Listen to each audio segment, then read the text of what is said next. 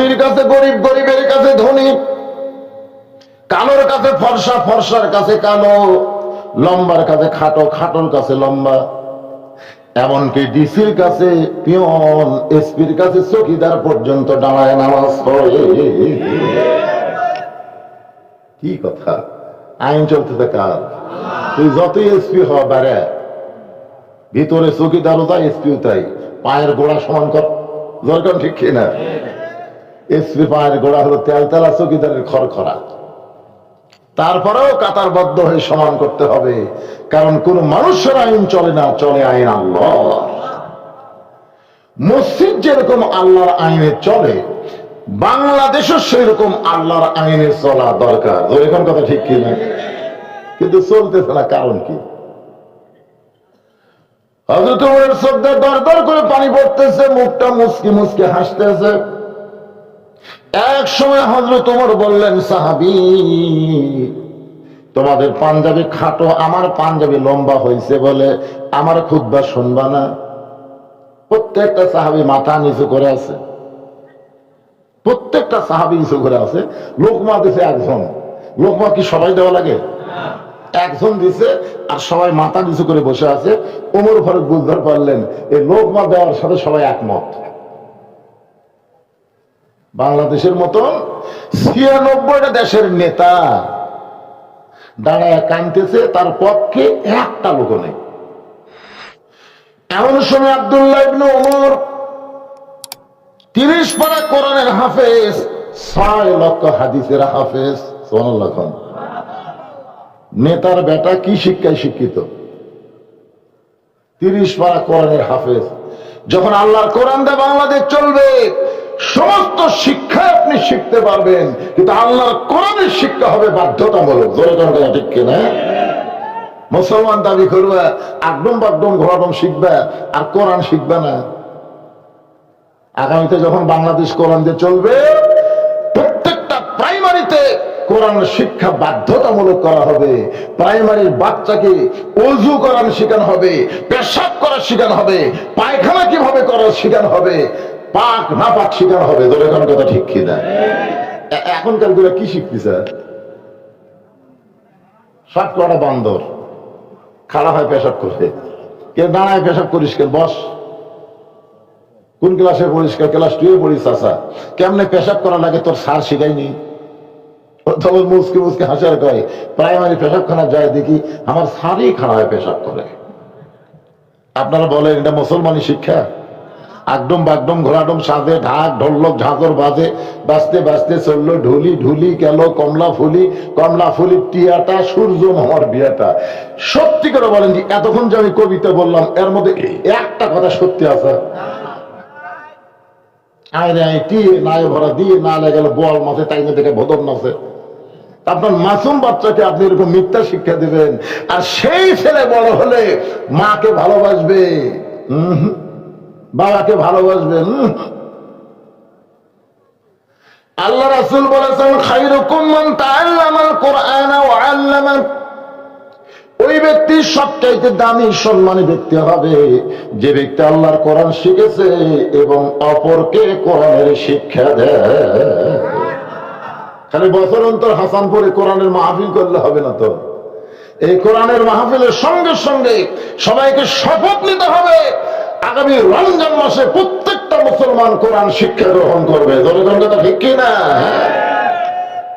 বক্তার এসে কি ওয়াজ করে যায়, একটা ভুল ধরার মানুষ নাই।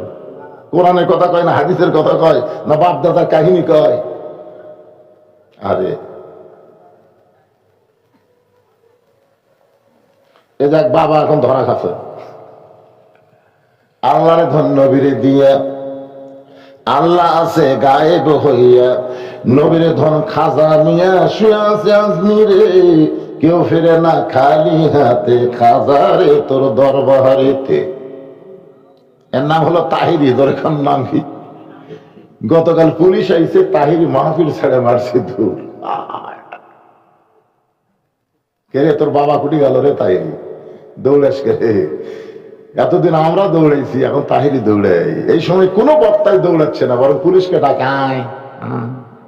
তোর কত বড় ক্ষমতা আছে, মাহফিল বন্ধ কর, তোর এখন ঠিক কিনা? আর এই শালা তাহিরি মারছে দূর। তার মানে বোঝা গেল বাবা ডাকা কাম হবে না, আল্লাহকে ডাকতে হবে। তোর এখন ঠিক। এই জন্য প্রত্যেকটা শ্রোতাকে আল্লাহর কোরআন শিখতে হবে। কোরআন যে যখন বাংলাদেশ চলবে, শিক্ষার ভিতরে 1 নম্বর শিক্ষা হচ্ছে কোরআন। যখন ঠিক কিনা? প্রথম কথাই হচ্ছে পড়ুন। পড়ো। কি পড়বা? কি পড়বা? বাংলা পড়বা না অঙ্ক পড়বা, ইংরেজি পড়বা? কি পড়বা?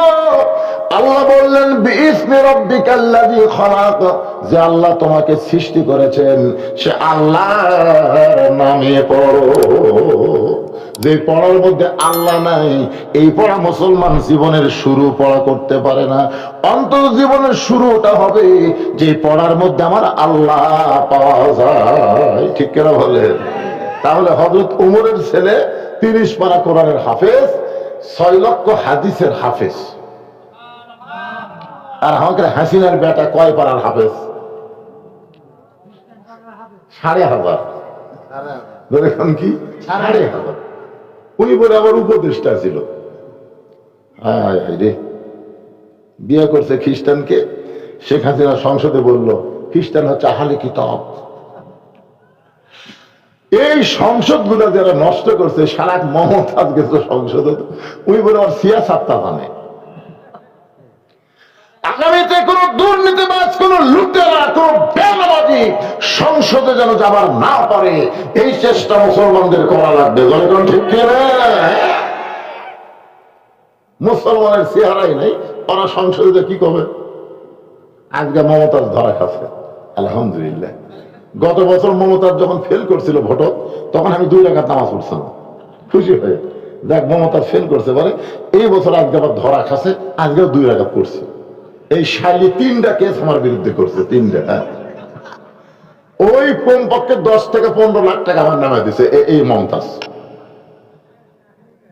এই যে তোমার হুঁশ নাই, একটা ওয়াজ শোনেন আপনার, তোমার হুঁশ নেই, ওই হুঁশ নাইয়ের মধ্যে আমি মমতাজকে পাগলি করছিলাম। এই পাগলি করাই আমার দোষ। আবার ওই কি পাগলি ছাড়াই ভালো?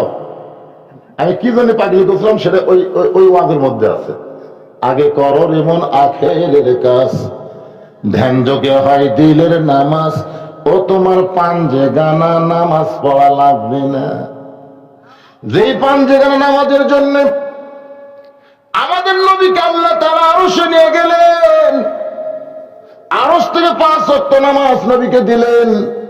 যেই নামাজের জামাতের জন্য আল্লাহর নবী কত কষ্ট করলেন, জীবনের শেষ প্রান্তে গিয়া মাইশার উরাতের উপরে মাথা দিয়া নবী সাহাবীদের নামাজের জামাত দেখে দুনিয়া থেকে চলে গেলেন। আর এই মমতাজ কি কয়? পাঞ্জে কেন নামাজ পড়া লাগবে না। এই জন্য ওরা পাগলি করছিলাম। তো যাই হোক, আজকে ধরা খাচ্ছে পট। হ্যাঁ আলহামদুলিল্লাহ, সবাইকে আলহামদুলিল্লাহ। আমাদের বগুড়াতে কোনো আওয়ামী লীগ মরে গেলে সবাইকে আলহামদুলিল্লাহ আলহামদুলিল্লাহ, এক সালা ইন্নালিল্লাহ করে না। তো মমতাজ ধরা খাচ্ছে, আপনারা কি করবেন? ইন্নালিল্লাহ না আলহামদুলিল্লাহ? জোরে বলেন।